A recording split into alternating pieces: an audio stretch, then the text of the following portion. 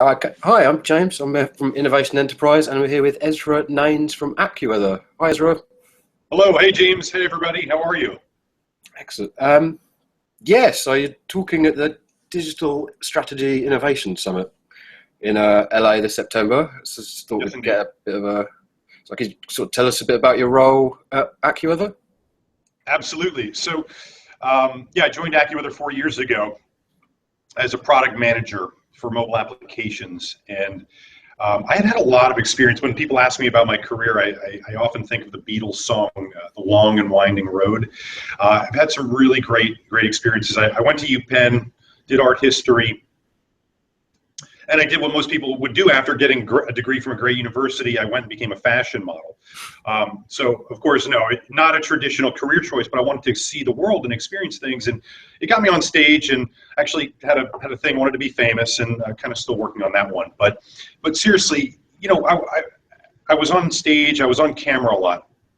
And then I had a chance to jump into acting, did some commercials and theater. And once I got comfortable with the creative process, James, I stopped focusing on myself, and I started thinking about the people that were on the other side of the camera, that were there in the room with me. And I realized that these things I was doing were not about me. It was about those people. It was about creating experiences for them. So every time I went on stage in front of the camera, I would ask myself, why am I here?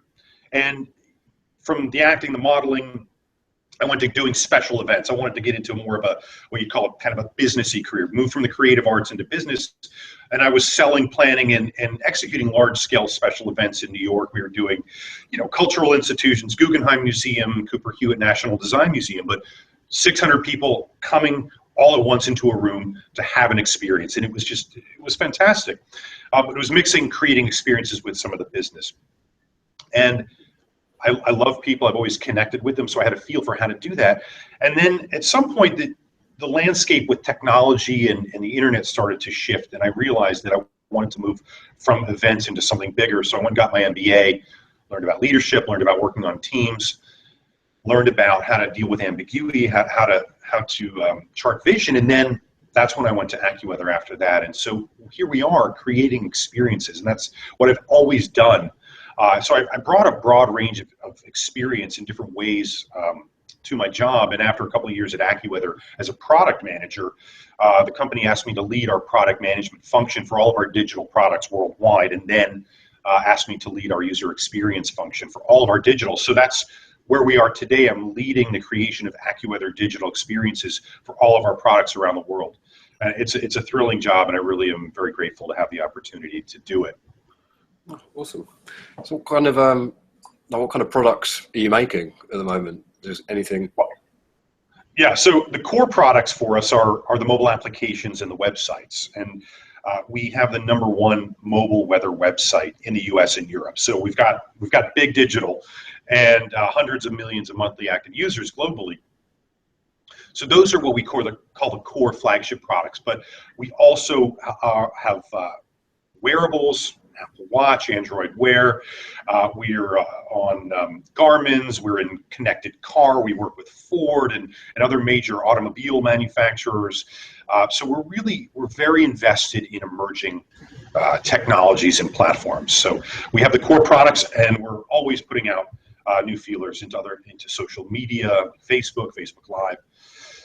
So does it kind of, like the weather things, that fit in quite a lot with wearables, I guess, with the fitness thing, people being outdoors? How does it kind of work Yeah, absolutely. I mean, wearables and mobile in general are very personal technologies. You have them on your body, and they go with you. So weather is one of the original personal sciences. It's about what's going to happen to you or in a specific location. So location's always been very important with weather. And so you have a wearable on, and you want to, let's say you have an Apple Watch, you want to go for a run. Having that minute cast, having that knowing when the rain is going to affect you is very important to your activities outdoors. And actually something we're really getting into now is not only just, will it rain while you're doing an activity, will it snow, will the weather affect you, but how will it affect your performance? How will it affect your health, your well-being, the safety of what you're doing? So we actually have a partnership with Withings, and we've recently done studies on how the weather affects the amount of steps people take in major cities around the world. It's fascinating stuff. So a lot of, oh, sorry, go ahead. Oh, no, sorry, carry on. I was just yeah, a lot of the new experiences that we're able to create. I mean, weather is the original big data, and you know, there's a lot of weather data. We have millions of locations around the world, but big data is enabling new types of insights to be gleaned from that, our forecasts, and from historical weather data. When you take those data sets and you pair them with data sets around athletic performance or health, you really get some incredible stuff. So I know. I don't know if I can't remember if it was a competitor. IBM just bought a load of weather data. Yes. They acquired a bunch of the weather channels. Yeah. So it's quite valuable, like, data for other companies to have as well. Absolutely. It's really important to the big data companies to have weather information, and we partner with a lot of these major companies as well, because weather is fundamental to human life. We all live in the weather, so having that data is really important. The forecasts. Into digital strategy, in terms of product experience, do you think that should be like the focal point of a digital strategy? Sure. So I can't speak for every company in the world, James, but for many companies, the brand, a company's brand, rests upon the experience that people have with its main product. And we talk a lot about customer experience, which is the sum total of all the touch points a person has with a company or a brand, their entire journey. But if you don't have a delightful, valuable, meaningful, engaging experience in your core product, none of those other things matter. So in that regard, yes, product experience is a core focal point for digital strategy. I'm talking about data with weather and how you use it externally. How are you using it, like, internally to improve sort of product experience and maybe personalization? Absolutely. So we look at a lot of data, and when we launch a product, we look at how it's used. We look at the features people are using. How are there pages that we know are amazing and valuable, but that they're not going to? Are there things that they're using a lot? So we allow that data to inform our decision making, and we listen. I mean, we have a lot of experience with weather, but just because a data point is valuable doesn't mean that it will be understood. So it's important that we listen to what our users are saying and respond to them and help create an experience that they can connect with, that they understand, that they can relate to. And data is very important to that. And it's not just, it's not just, using sort of product usage data, which is all anonymous. I mean, we get just tons and tons of data about how products are used. We also go out and test. We do user testing. We conduct market surveys so that we can ask people, do you understand this? Do you love this? Does this make sense to you? What do you prefer? Does this language work? So it's very important to listen to social media cues, to things, feedback you get from customer service, and it's important to go out, get out of the building, and move beyond your opinions and the things you think you know, and ask the people using the product what they think as well. So we do all of those things, and that's how the data informs the product decisions and the experience. In terms of sort of dynamic media and content brands, I often have their product consumed on non-owned properties. Like, what do you think has caused that shift?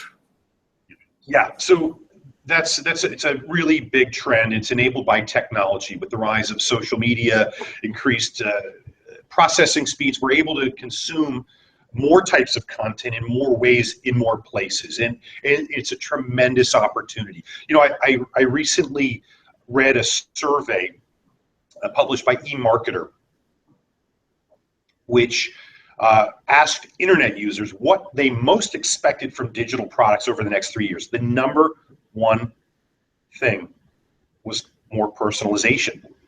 People expect a more personalized experience, and we know that those personalized experiences help drive increased engagement and connection with a brand. But so all of these places where we now come to meet our users, I view them as a place to roll out a welcome mat.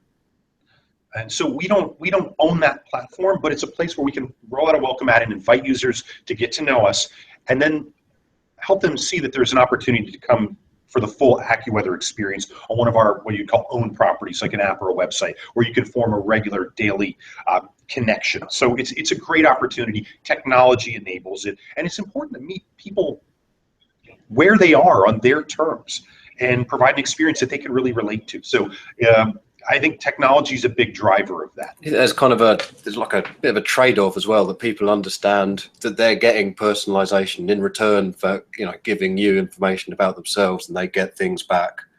Like, yeah, I mean, you know, information privacy is really important, and we take that very seriously because we deal with location, and we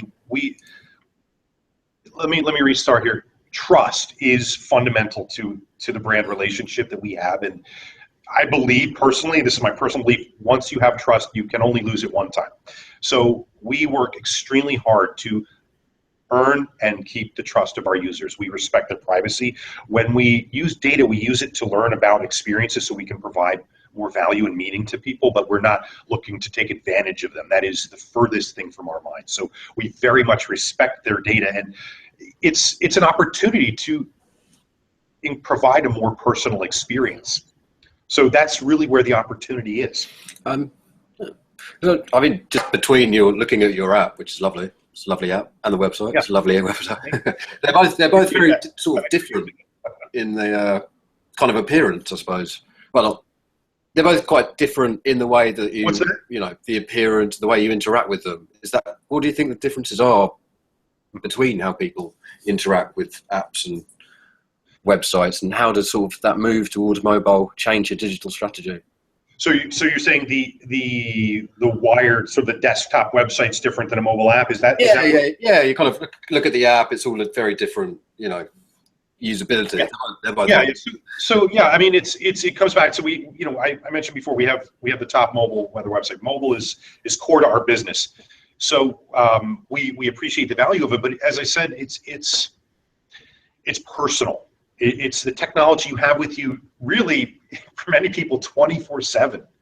I mean, how many of us have that phone in our pocket next to our bed? I mean, it's rare that you don't have it. I mean, except, I guess, when you go in the shower. And even then, maybe some technologies go with you. So it's very personal. And so it's important to create experiences that are personal to people, that they feel are their experiences. So we provide our forecasts and our media and the things that users come to us for, but we want to help them make that experience their own in these mobile environments. So we allow people to reorder app sections to put, if you want to see hourly first every day, we're going to let you put that at the top. So that's what you get first. You know, at MinuteCast, it's a street address. It's a very personal way of experiencing the weather. It's very immediate. So those are just some examples. We help you understand how an app works by putting friendly, what we call nudge bubbles, to just point you in the direction of certain gestures. We'll enable gesture because gesture it's a realization of what you're feeling and thinking inside. You move and you can interact via that movement. That's what a gesture is. So those are ways that we make things more personal. So I think it's really important to keep that in mind when you're building for mobile. How do you think, talking about personalization and people, you know, getting what they want, things like machine learning and sort of AI, do you think eventually your app, it won't be that, you know, people will tell it, it'll just know what you want? And how do you kind of work that in to your future plans? Do you think that's... Yes, machine learning and AI, I mean, they're pervasive in, I'd say, developed worlds where technology and internet access are available. These things are already pervasive, and they're so pervasive they're already just woven in. But it's you know, this is one of the mega trends I was mentioning, and it's a very exciting time. I think we're all in for some big transformational events in our world, and so yes, I mean, we're developing bot interaction technologies. You've heard about the bots. These are essentially automated robot-like programs on the internet that can run tasks, and you can ask questions of a bot. Facebook has a bot program, for example. So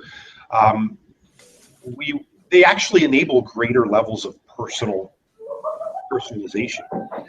And the machine learning and the advances in processing power and algorithms enable the use of that data to predict what you want to see, so we can present more relevant information. I think it's a really exciting time, and I think we're going to see a lot more to come in those areas. Oh yeah, I think Bill Gates said it'd be like 10 years. I think he said today it'd be 10 years before robots were cleverer than us. So I suppose so. That's a really, yeah. And you know what? I got to tell you, Bill Gates is a smart guy, knows a lot about technology. So I will not argue with Bill Gates. There's a range of opinions on that one, and it's a bit of a personal fascination, the idea of achieving that general intelligence and even super intelligence, where machines advance beyond humanity and the level of general intelligence. Some people think 10 years, some people think 50 years, but I think it's likely that ourselves or our children's generation will live through that shift, and that's going to be a profound one. So I think we have some great things in store. Yeah, so you're speaking at the Digital Strategy Innovation Summit Yes, in LA, excited for that. September 15th to 16th. Yes. What will you be discussing? Well, I think we're going to be talking about these topics. How do developers of digital experiences create personal experiences, engage users so that they stay with their products? And so we're going to look at all these opportunities, the rise of major platforms where you can have your content consumed on other platforms, and how do you create experiences when they come back to you? And it's stuff that we all face, challenges, opportunities. So we're going to focus on those topics, and I'm excited to be there to discuss that. We're excited to have you. Thank you for having me. Oh, you're at the Mobile Innovation Summit too. Yes, indeed, in March. That was a terrific event. So many great people had the opportunity to speak about some really amazing topics there. Awesome. Yeah. Well, yeah, thanks very much for coming. Thanks very much for speaking to us. Yes. Thank you for having me, James. Yeah, excellent. Lovely to talk to you. Oh, we'll see you in LA in September. See you in LA. Looking forward to it.